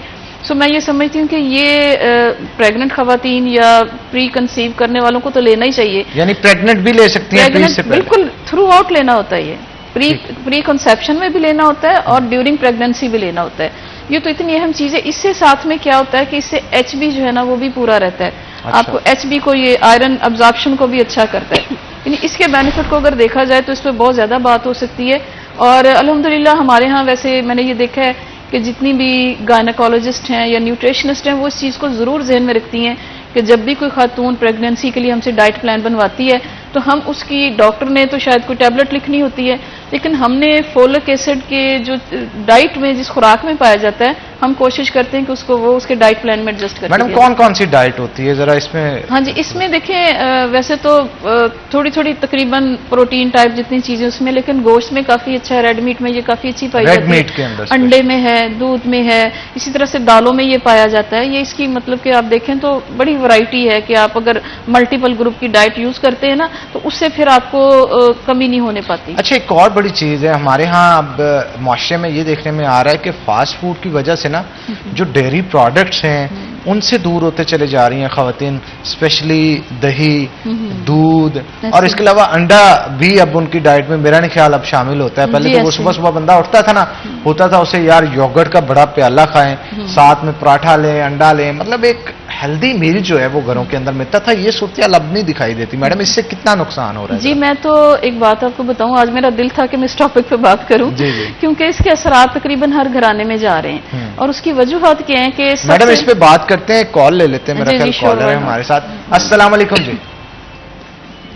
वालेकुम अस्सलाम सर। जी, कौन बात कर रही हैं और कहाँ से? सर मैं फिरदौस बात कर रही हूँ फैसलाबाद से। जी फिरदौस साहबा, पूछिए क्या सवाल पूछना चाहती हैं आप? के बारे में पूछना था। जी जी जी, पूछें क्या पूछना? डॉक्टर साहब अस्सलाम वालेकुम। वालेकुम अस्सलाम जी। जी फिरदौस साहबा, आपको आवाज आ रही है हमारी, तो सवाल पूछ लें आप काइंडली। सर मेरे ना हेयर फॉल बहुत ज्यादा है, ऑलमोस्ट 2-3 माह से सर इतने बाल गिरे हैं, फिंगर कॉमिंग में बाल आ रहे हैं हाथ में, और डाइट भी मेरी ठीक है, मतलब कि प्रोटीन, अंडा वगैरह सारा कुछ, दूध, ये सारी है, स्वास्थ्य भी अच्छी है, लेकिन फिर भी बाल बहुत ज्यादा गिरे, 90% गिर चुके हैं।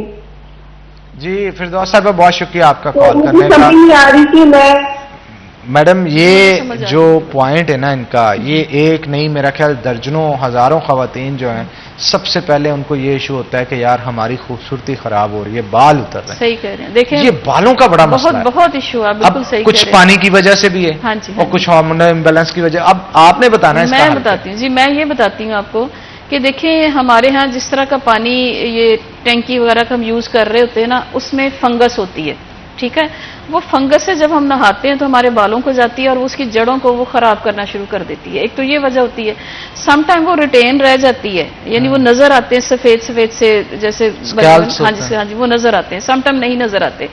तो एक तो बराहे करम अपने घर की टैंकियों को जो है ना वो थोड़ा साफ करवाएं, उसमें आयोडीन डलवाएं ताकि वो साफ सुथरा हो और वो पानी आपको प्रॉब्लम ना करे। दूसरी बात ये है कि ये जो हम शैम्पू यूज कर रहे हैं ना डिफरेंट क्वालिटीज के, ये भी काज बनती है कि ये बालों को नरिशमेंट देने की बजाय उल्टा डिस्ट्रॉय कर रहे होते हैं। फिर उसके बाद अगली चीज क्या हो गई कि फिर हम हेयर ड्रायर यूज भी करते हैं। देखिए 3-4 चीजें आप अपने हाथ से अपने बालों को खराब करिए। कम से कम हमें हर चीज की ना काज देखनी चाहिए कि अगर मेरे बाल उतर रहे हैं, कहीं मैं कोई ट्रीटमेंट गलत तो नहीं कर रही, कहीं पानी गलत, अब दरख्त है उसकी प्लांटेशन है, उसको पानी खराब जाएगा तो वो खराब हो जाएगा, ठीक है। इसी तरह से उसे गर्म हवा आ जाएगी शदीद, वो फिर भी मुरझा जाएगा। प्रोटीन है ना, प्रोटीन तो हीट से डैमेज होती है। अच्छा, तीसरी जो बात सबसे अहम है वो है हमारी बॉडी में डेफिशिएंसी। वो किस चीज की होती है? बायोटीन की डेफिशिएंसी। बायोटीन की डेफिशिएंसी की वजह से हमारे बाल उतरना शुरू हो जाते हैं और हमें ऐसे लगता है कि मैं तो बड़ी एहतियात करती हूँ लेकिन फिर भी जो है ना वो मेरे ये बाल उतर रहे हैं। तो आप अपना लेवल भी चेक करवाएं।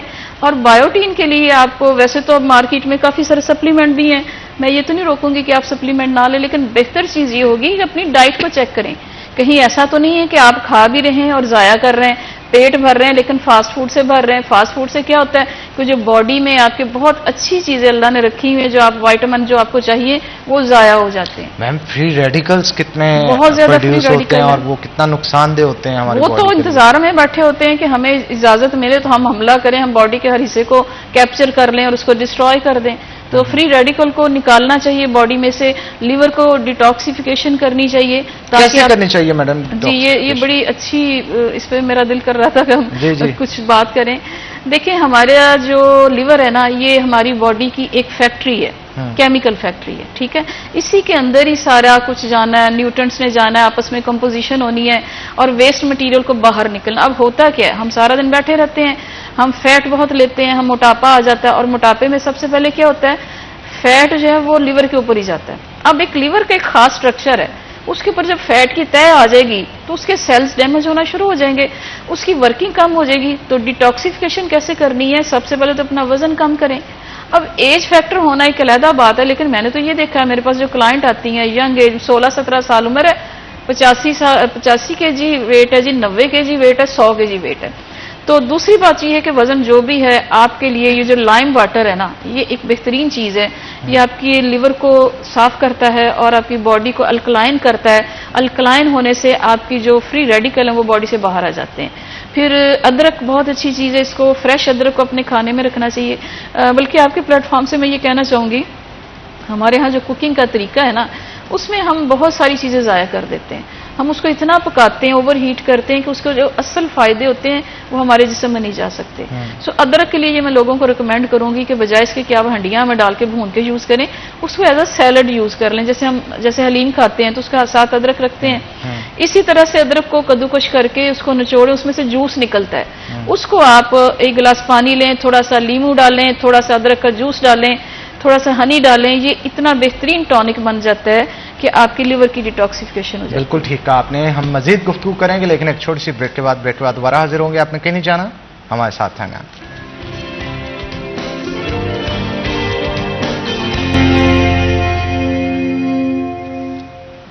वेलकम बैक नाज़रीन, ब्रेक के बाद खुश आमदीद। निम्रा अलवी हमारे साथ मौजूद है, मजीद गुफ्तगू उनके साथ करते हैं। निम्रा, बालों के हवाले से कोई रेसिपी बता रहे थे आप ब्रेक में, मैं चाहता हूँ वो ज़रा डिटेल में। जी बिल्कुल, जो हमारे पास अनियन है ना, वो बालों की हेल्थ के लिए बहुत इंपॉर्टेंट है। क्या फैक्टर होता है अनियन में? अनियन में एलेनिन कंपाउंड्स वगैरह होते हैं, वो इसके हेयर ग्रोथ के लिए बहुत ज़्यादा इंपॉर्टेंट होते हैं।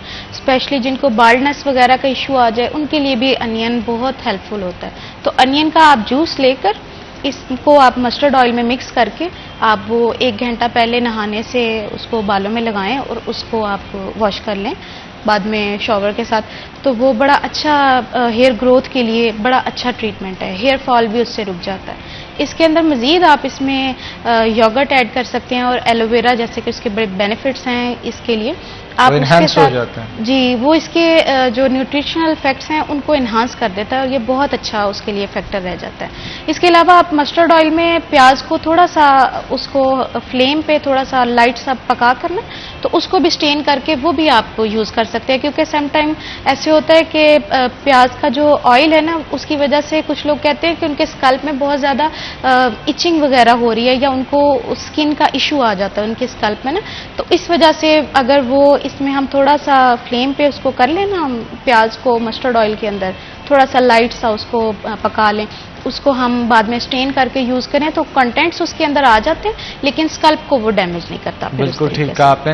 मैडम आप क्या कहेंगे, ये रेसिपीज और इसके साथ साथ डाइट भी अगर बेहतर कर ली जाए तो मेरा ख्याल है मैजिकल इफेक्ट्स जो हैं वो आपको देखने को सारी ही चीजें अप्लाई करने के अपने बेनिफिट होते हैं, लेकिन जो चीज आप खाते हैं ना उसके खाने के बहुत ही ज्यादा इफेक्ट होते हैं। तो हमें खुराक में कम से कम ये जरूर ध्यान में रखना चाहिए कि आपकी जो प्लेट है ना उसमें जो लुक है ना वो सालन और रोटी की ना है, सिर्फ उसमें ग्रीन वेजिटेबल वेजिटेबल, उसमें येलो फ्रूट, 5 कलर्स ऐड हो, 5 कलर्स, तो वो कलरफुल प्लेट जो है ना, अब तो ये चीज़ें बड़ों ने तो क्या सीखनी, मैं थोड़ा सा शेयर करती हूँ कि मेरी ग्रैंड डॉटर है 2.5 साल की, वो शायद वो न्यूट्रिशनिस्ट की होती है, तो उसके ज़हन में वो फ्रूट्स को इतना पसंद करती है, वो रोज़ाना कहती है कि कलरफुल फ्रूट्स वो प्लेट में रखती है, उसकी रेनबो बनाती है, तो उसके जहन में ये चीजें अगर हम बचपन से डालेंगे तो लोगों को पता चलेगा कि फ्रूट क्या होते हैं। तो बच्चों अच्छा, दूसरा एक आपने नोट किया होगा, हमारे यहाँ अब जो नेचुरल डाइट है ना, उसको उतना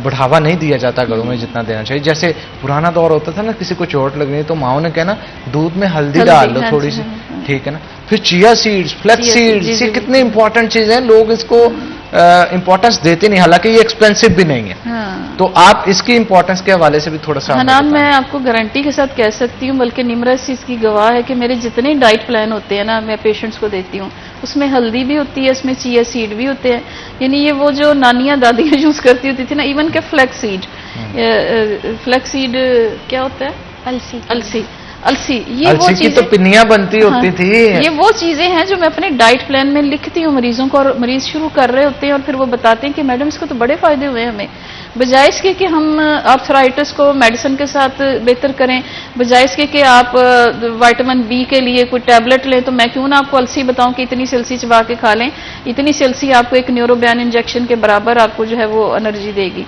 तो ये चीजें अल्हम्दुलिल्लाह, लेकिन हमारे तक कोई पहुंचे तो सही ना। बात यह है कि लोगों का माइंड सेट है कि बीमार है तो हमने किधर जाना है, उन्हें ये समझ नहीं आती कि हमने माहिर ग़िज़ाइयात के पास जाना है। यूनी का काम है कि हमने इलाज भी करना है, सेहत भी देनी है, लेकिन ग़िज़ा से देनी है। अच्छा, पुराने दौर में आपने देखा होगा, ख़वातीन जो प्रेग्नेंट होती थी उनको देसी घी के डब्बे दे दिए जाते थे, खा रही हैं और मक्खन भी चल रहा है साथ में, ये सेहत के लिए मुनासिब होता है? दो बातें हैं, एक तो ये उस वक्त इसलिए ठीक था कि उस दौर की प्रेग्नेंट खातून काम बहुत करती थी, वो प्रेग्नेंट भी होती थी, वो घर का सारा काम हाथ से करती थी, झाड़ू भी देती थी, भैंसे भी संभालती थी, दूध भी धोती थी, ये सारे काम भी उठाना, हाँ जी, सब कुछ करती थी, फैट उनको चाहिए, वो बर्दाश्त कर लेती थी, ठीक है ना। मैं ये नहीं कहती कि देसी घी बैड है, अच्छा है, बहुत अच्छा है। आज की औरत ने जब प्रेग्नेंट हो जाना तो मेंटली कहना जी मैंने तो डॉक्टर ने बेड रेस्ट दसी, मैं तो उठना ही नहीं, ठीक है।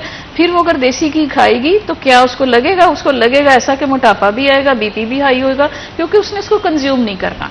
सो desi ghee is very good for the memory और बच्चे की मेंटल ग्रोथ के लिए। अभी बच्चा माँ के पेट के अंदर ही होता है, तो वहीं से उसकी हर चीज की नशोनुमा शुरू हो जाती है, ठीक है। तो खाना जरूर चाहिए, लेकिन एक तो थोड़ी क्वांटिटी में जितना रिकमेंड किया गया हो, दूसरी बात ये कि उसको फिर यूटिलाइज भी करना चाहिए, उसके लिए चलना फिरना भी चाहिए, ये नहीं कि आप बैठे रहें और उससे मसाइल जो हैं वो मजीद बढ़े। हम छोटी सी ब्रेक लेंगे यहाँ पे, ब्रेक के बाद दोबारा हाजिर होते हैं। आपने कहीं नहीं जाना, हमारे साथ रहना है।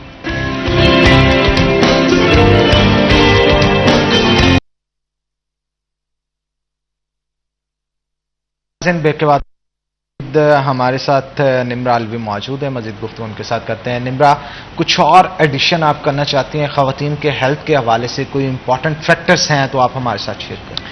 जी बिल्कुल, जैसे आज का हमारा शो, हम इसमें अवेयरनेस लेकर आ रहे हैं प्रेग्नेंट लेडीज़ के लिए कि ड्यूरिंग प्रेगनेंसी उनको किन किन न्यूट्रिएंट्स की बहुत ज़्यादा ज़रूरत होती है, क्योंकि ना सिर्फ वो उनकी डेवलपमेंट हो रही होती है बल्कि बेबीज़ की भी डेवलपमेंट हो रही होती है। तो सबसे ज़्यादा उनमें अगर देखा जाए तो आयरन की डेफिशिएंसी की बात आती है, क्योंकि आयरन अब देखें वो फीमेल के साथ साथ उनके बेबी को भी रिक्वायर्ड है, सारी बॉडी का उनका ब्लड लेवल जनरेट होना है उसी आयरन से। तो आयरन की डेफिशिएंसी बहुत ज़्यादा हो रही होती है प्रेग्नेंट वुमेन्स में। इसके अलावा उनमें हाइपरटेंशन का बहुत ज़्यादा इशू आता है, बीपी एकदम से उनका राइज करने लगता है। इस तरह के उनको जो इश्यूज आ रहे हैं ना, इन सब के लिए एक बहुत बेनिफिशियल छोटा सा सोल्यूशन है जिसको हम बोलते हैं शीरी ज़रिश्क। ये बेसिकली एक हमारे पास ना ड्राई फ्रूट है, इसके इतना सा शेप का, राउंड सी शेप का, डार्क ब्राउन से कलर का ये ड्राई फ्रूट होता है। तो इसके अगर हम 2 टेबलस्पून 1 ग्लास ऑफ वाटर में उसको ब्लेंड कर लें अच्छे से, without any sugar, without salt, हम उसको ब्लेंड कर लें। आप स्टेनर से स्टेन करके प्रेग्नेंट लेडीज अगर उसको कंज्यूम करती हैं, अगर दूध में हो तो वेरी गुड ऑप्शन है इसको, लेकिन लें आप डाइट के साथ ना, अपने मील के साथ, क्योंकि मील आयरन रिच मील के साथ अगर आप लेंगे तो अब्जॉर्प्शन आयरन की ज्यादा होगी। ओके निम्रा, थोड़ा वक्त दीजिएगा, हमारे पास ना एक कॉलर मौजूद है, मैं चाहता हूँ कॉल ज्यादा से ज्यादा जो है बोले। तो अस्सलाम वालेकुम जी।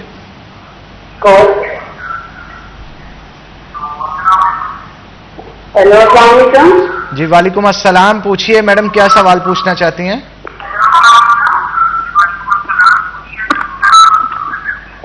सर, कॉल ड्रॉप हो गई है। मैं जितने भी कॉलर्स हमें कॉल करते हैं मैं उनसे रिक्वेस्ट करना चाहूँगा, जब भी आप कॉल करें अपने टीवी का वॉल्यूम जो है वो म्यूट कर लिया कीजिए, क्योंकि काइंडली इससे हमें डबल और आपको भी डबल आवाज़ आ रही होती है, तो हम बात करना थोड़ा सा मुश्किल हो जाती है। तो निम्रा वहीं से कंटिन्यू कीजिए। जी, हम शीरी ज़रिश के बेनिफिट्स को डिस्कस कर रहे थे। तो अगर वो 1 गिलास जूस आप डेली ले रहे हैं, 1 गिलास जूस आपने विद मील उसको ले लिया है, तो वो आपके आयरन लेवल को ना सिर्फ बूस्ट करेगा बल्कि आपके ब्लड प्रेशर को मेंटेन करेगा। ठीक है ना? जिस तरह से एक्लेम्शिया वाली आ जाती हैं लेडीज, मतलब कि बीपी उनका राइज हो जाता है उसकी वजह से ड्यूरिंग प्रेगनेंसी, और ये एक्लेम्शिया के केसेस बहुत ज्यादा बढ़ रहे हैं, डायरेक्टली किडनी फेलियर की तरफ जाता है। बिल्कुल ऐसे ही है। तो ये डायरेक्ट उस चीज को मेंटेन कर रही है। तो एक छोटा सा देखें, इसका टेस्ट भी बिल्कुल बुरा नहीं है, अच्छा टेस्ट है इसका। आप इसको कंज्यूम करें तो ये इसके बड़े हेल्थ बेनिफिट्स हैं, और ये आपको डिहाइड्रेशन से भी प्रिवेंटेशन प्रोवाइड करती है। बिल्कुल ठीक कहा आपने। अच्छा, इसके साथ साथ ये भी बताइएगा, ये आयरन डेफिशिएंसी प्रेग्नेंट के अलावा जो दूसरी वुमेन्स होती हैं उनमें क्या क्या प्रॉब्लम्स को आजकल तो बहुत ज्यादा यंग जो हमारे पास टीनेजर गर्ल्स हैं उनमें बहुत ज्यादा ये प्रॉब्लम आ रहा है। प्यूबर्टी के ऑनसेट से उनके अंदर प्रॉब्लम आ रहा है, क्योंकि डाइट डेफिशिएंट है, आयरन की उसमें डेफिशिएंसी है। डाइटरी हमारी चॉइसेस, हम फास्ट फूड की तरफ शिफ्ट हो गए हैं, हम वो ग्रीन लीफी वेजिटेबल्स, हम मीट वगैरह अपने अंदर नहीं डाइट में इनकॉर्पोरेट कर रहे। हम जो एंटीऑक्सीडेंट्स हैं जैसे विटामिन सी है जो आयरन की एब्जॉर्प्शन को एनहांस करता है। आयरन का आपने जब मील लिया ना तो साथ अगर आप विटामिन सी वाला कोई लाइम जूस या जैसा भी जूस लें तो वो आयरन की एब्जॉर्प्शन को इन्हांस करता है आपकी बॉडी में। अगर हम वो नहीं ले रहे, देखें उसकी बजाय हम जो है वो बाहर के सोडा ड्रिंक्स पे या कोल्ड ड्रिंक्स पे हम शिफ्ट कर रहे हैं, तो जब हम वो चीज़ ले ही नहीं रहे हमारी बॉडी में आयरन की डेफिशिएंसी हो रही है। फिर प्यूबर्टी पे आपको जैसे आइडिया है कि फीमेल का बहुत ज़्यादा ब्लड लॉस हो रहा होता है, उसकी वजह से आयरन देखें एक्सक्रीट आउट ज्यादा हो रहा है और इनटेक उसका हो नहीं रहा, इसकी वजह से उसके अंदर एचपी लो हो जाती है, एचपी बहुत ज्यादा लो हो जाती है, पेलर स्किन हो जाती है, थक्का थक्का रहता है। तभी तो हमारी ये जो टीनेजर गर्ल्स हैं वो वर्किंग नहीं कर पा रही होती, चक्कर भी आते हैं, चक्कर आते हैं, डिजीनेस फील होती है हर वक्त, इंसान उनका बीपी भी फिर उसकी वजह से लो हो जाता है, स्किन डल हो जाती है, स्किन बहुत ज्यादा डल हो तो जाती है। मैडम कोई डाइट बता देना थोड़ी सी कि जनरल ओवरऑल क्या क्या लेना चाहिए, एक ओवरऑल सी डाइट बता दें सुबह से लेकर शाम तक की, ताकि बिल्कुल बिल्कुल इसी तरह से देखिए हमारे यहाँ ना जो सबसे पहले नाश्ता लोग स्टार्ट करते हैं वो करते हैं चाय से।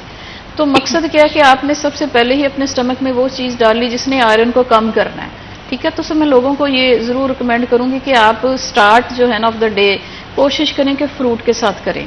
ठीक है, या पानी का एक गिलास लें, उसमें लाइम डाल लें, थोड़ा सा हनी डाल लें, एक क्लिनजिंग आपके स्टमक की हो जाए। उसके बाद अगर तो आप घर से बाहर जा रहे हैं ना तो आपको अच्छा नाश्ता करना चाहिए, जिसमें बेहतर ये होता है कि अगर आप होल ग्रेन चपाती लें, साथ जो भी अवेलेबल थोड़ा सा सालन लें, लेकिन दही का इस्तेमाल आपने ज़रूर करना है। अगर सालन नहीं तो आपकी खुराक में अंडा ज़रूर होना चाहिए, जिसको आमलेट बना लें, और आमलेट कैसा वेजिटेबल्स के साथ, ये बहुत मज़े का बनता है। तो जो लोग घर से बाहर नहीं जा रहे, घर पे रह रहे हैं, तो उनके लिए तो ये काफ़ी है कि वो 1 कप दूध लें या 1 कप दही लें, उसमें फ्रूट थोड़ा सा डाल लें, वो फ्रूट योगर्ट बन जाएगा। खजूर भी डाल सकते हैं, चिया सीड भी डाल सकते हैं। तो घर में रहना है ना, अगर आप 1 प्याली दही की या दूध का 1 कप ले लेंगे with fruit and chia seed या नट्स पाउडर थोड़ा सा डाल लें, तो ये एक मुकम्मल आपका नाश्ता हो जाता है। फिर इसकी ऑप्शन होती है कि अगर दही नहीं खाना तो आप एक वेजिटेबल का ऑमलेट लें, साथ ग्रीन टी ले लें। तीसरी ऑप्शन ये होती है कि आप दलिया जो है ना, ये बड़ी बेस्ट चीज़ है, दलिए में आप दूध भी डाल सकती हैं, आप जो है ना वो सालन जो भी घर में पड़ा वो 1 कप वो ले सकती हैं। ये तो आपके नाश्ते की ऑप्शंस होगी। नाश्ता आपका कोशिश करें कि टाइम पे हो, यानी 7 से 8 बजे के दरमियान। ये नहीं कि आप नाश्ता ही 12-1 बजे कर रहे हैं तो फिर अगली रूटीन आपकी खराब हो जाएगी। इसी तरह से फिर आपको 11-12 बजे जो है ना वो स्नैक टाइम होता है। तो स्नैक टाइम में बजाय इसके कि आप समोसे पकौड़े खाएं, जैसे दफ्तरों में भी यही चलता है, और लोग कहते हैं कि अच्छा जी टी ब्रेक। मुझे तो इसी पे बड़ा इतराज है कि जो ये जो दफ्तरों में हमने एक लफ्ज ईजाद कर दिया है ना, वो सैलड ब्रेक क्यों नहीं हो सकता? सैलड ब्रेक, ये मैं इस पे काम कर रही हूँ आजकल के, why not fruit break, why not salad break. तो इसको भी जो है ना वो कोशिश करें कि आप 11-12 बजे, अगर पूरी कोई आपको ज्यादा बनाने में मुश्किल पेश आ रही है, आप एप्पल उठाएं, उसको ऐसे चबा के खा जाएं। आपको केला खाना कोई मुश्किल काम नहीं है, ठीक है, इसके ऊपर रखें। और ये वाला टाइम बेस्ट टाइम है फ्रूट की कंजम्पशन के लिए। फिर आपका लंच का टाइम आ जाता है। अब लंच में ये देखना पड़ता है कि अगर ऑलरेडी ओबेसिटी है आपके ऊपर तो आपको थोड़ा सा कॉन्शियस होना पड़ेगा। फिर लंच में आपने फाइबर लेना है, मिक्स वेजिटेबल सैलड ले लें और एक आध बोटी घर के सालन में से निकाल के उसके अंदर मिक्स कर लें, तो एक सैलड टाइप एक पूरा, वो आपको पूरा लंच का जो है ना वो फायदा देगा। अगर नॉर्मल वेट है तो वहां भी आप एक छोटे साइज की चपाती खा सकते हैं, लेकिन बेहतर ये होता है कि दिन में 2 दफा ही रोटी खाई जाए। हमारे यहाँ 3 दफा लोग रोटी खाते हैं। इसके बाद शाम 5 बजे का टाइम हो जाता है, उसमें घर में से उठा के कोई फ्रूट लें, उसमें पानी डाल के उसको होल के साथ ब्लेंड कर एक स्मूदी सी बन जाएगी। उससे फुलनेस भी आएगी, उससे पूरे न्यूट्रेंट भी जाएंगे और आपको फाइबर भी जाएगा। वो बहुत अच्छी चीज होती है। आप दूध के अंदर भी कोई चीज ऐड कर सकते हैं, लेकिन कोशिश करनी चाहिए कि दूध के अंदर कोई चीज ऐड करके ना उसे ज्यादा देर तक रखें ना। जैसे ही आपने ऐड किया उसे फौरन ही आप यूज कर लें, वरना उसमें बड़ी जल्दी इंटरेक्शन हो जाता है फ्रूट का और दूध का ना, ये भी एक बड़ी अहम बात है। मैंने वैसे अपने तौर पे ना मैं कोशिश करती होती हूँ कि इसको ब्लेंड ना किया जाए।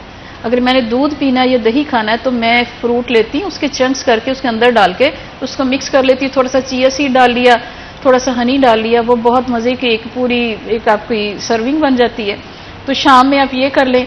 इसी तरह से डिनर अगर है तो डिनर में मैंने देखा कि बहुत सारे लोग या तो खाते ही नहीं या फिर डिनर भी करते हैं और रात के 12 बजे फिर दोबारा खाना खाते हैं। कोशिश करें कि आपका मगरिब के बाद खाने पीने जो मेजर मील है ना वो खाना बंद कर दें। डिनर आप मगरिब के टाइम यानी 7 साढ़े 7 बजे तक कर लें। उसके बाद का जो टाइम है ना, अगर आप जाग रहे हैं, आपने काम करना है, तो फिर फ्रूट्स के ऊपर ही फोकस रखें। पानी हमेशा अपने पास रखें और फ्रूट्स के ऊपर फोकस करें। अच्छा, फ्रूट्स कहते हैं रात को खाने से गैस हो जाती है पेट में? नहीं, ये अपनी अपनी तबीयत होती है, अपनी तबीयत होती है। इसमें कोई ऐसी कोई चीज नहीं कि जो आपको नुकसान करे। हर बंदे ने अपनी असेसमेंट खुद करनी होती है कि इसके खाने से मुझे कहीं नुकसान तो नहीं हो रहा, उसको आप स्किप करके कोई दूसरी चीज ले लें, ठीक है। और फ्रूट्स के अलावा ये भी हो सकता है कि आप नट्स जो है ना वो थोड़े से वो रखें। नट्स खाने का बेहतरीन टाइम क्या है? क्या रात को सोने से पहले खाए जा सकते हैं? जी बिल्कुल खाने चाहिए। रात को सोने से पहले अगर आप ले लेंगे ना तो आपके सारी रात ब्रेन की जो है ना वो एक समझ लें वो जो वेस्टेज होती है ना वो बाहर आती रहती है, वो अच्छी तरह की फ्लो की तरफ जाना शुरू हो जाती है। स्पेशली अगर आप नीम गर्म दूध में थोड़ी सी हल्दी का पिंच ऐड करके उसके साथ नट्स लें तो बहुत बेनिफिशियल है ये। उससे क्या बेनिफिट? ब्रेन की वो फंक्शनिंग को बहुत इम्प्रूव करता है और इम्यूनिटी को बूस्ट अप करता है। ये हमारी बॉडी में बड़ी अच्छी इन्फ्लेमेशन जो रहती है ये उसको ठीक करता है। हमारी बॉडी में कुछ चीजें ऐसी चल रही होती हैं कि वहां पे ना इन्फेक्शन हो जाता है जो हमें नजर नहीं आया, जैसे गले के अंदर हो गया, ये जिस्म की और इनर लाइनिंग में। तो हल्दी जो है ना ये एंटी ऑक्सीडेंट रोल करती है, ये इन्फ्लेमेशन को खत्म करती है और बॉडी को एक्टिव करती है, यानी वो फ्री रेडिकल को जिस्म से बाहर निकालती है। बिल्कुल ठीक। और हीलिंग करती है। असल चीज ये कि अंदर तोड़ फोड़ तो रहती है हमारे, तो इसकी हीलिंग करती है। हीलिंग तो करती है, लेकिन इसके साथ साथ ये भी आजकल बड़ा मसला है कि 1 नंबर हल्दी कहाँ से मिले, वो खुद बनाए वो खुद बनाए। तो उसके लिए बेहतर, वाकई मैडम ने ये कहा कि पुराने दौर में ये होता था, वो जिसे पंजाबी में कहते चटुवटा, हाँ। वो लोगों ने घरों में रखा होता था और काली मिर्चें हों दूसरी मिर्चें हों वो खुद पीस के जो है उसे इस्तेमाल करते थे। वापस आ जाए जनाब, कोई इतना एफिशिएंट बनने की जरूरत नहीं कि आप मार्ट गए और पैकेट्स उठाए ले आए। बेहतर ये है कि आप वो चीजें रॉ फॉर्म के अंदर खरीदें और थोड़ी सी मेहनत लगेगी। आप महीने का 10 दिन का 15 मिनट का एक बार बैठ के इकट्ठे बना लें। और अगर इतने ही मतलब आपको है तो आपके घर काम करने वाला भी कोई ना कोई होगा, आप काम करने वाली को या करने वाले को कहें, वो आपको बना देगा ताकि मामला जो है वो बेहतरी की तरफ जा सके।